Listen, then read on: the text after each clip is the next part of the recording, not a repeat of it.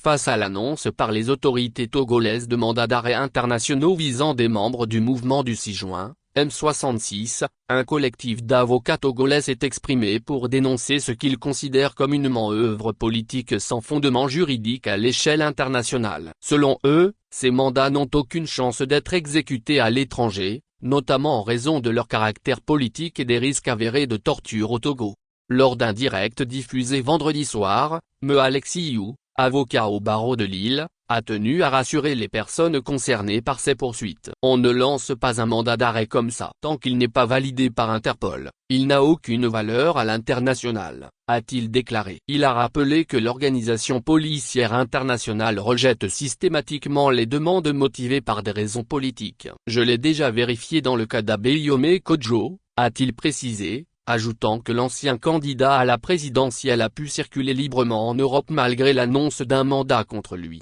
L'avocat a ajouté qu'il pouvait effectuer des vérifications si les personnes visées transmettaient leurs coordonnées, mais reste catégorique, ce genre de mandat ne sera pas validé. C'est juste une stratégie pour semer la terreur. De son côté, Me Raphaël Kepandé Adzaré, autre figure du barreau togolais, a dénoncé des effets d'annonce dénués de portée juridique. Selon lui, aucun État démocratique ne peut exécuter un mandat de ce type, notamment parce que la loi internationale interdit l'extradition vers un pays où la torture est pratiquée. Et au Togo, il est de notoriété publique que la torture existe, a-t-il souligné, en référence aux récentes images et témoignages relatifs à la répression des manifestations de juin.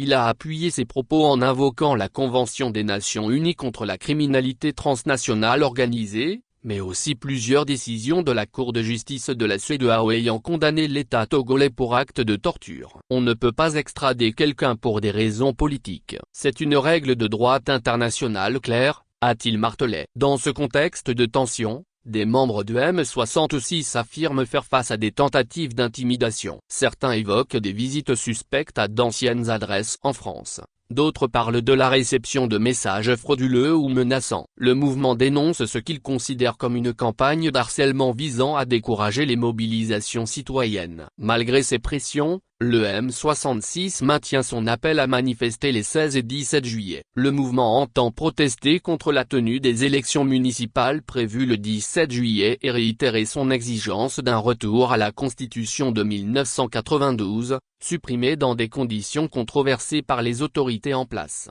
Mots-clés, M66.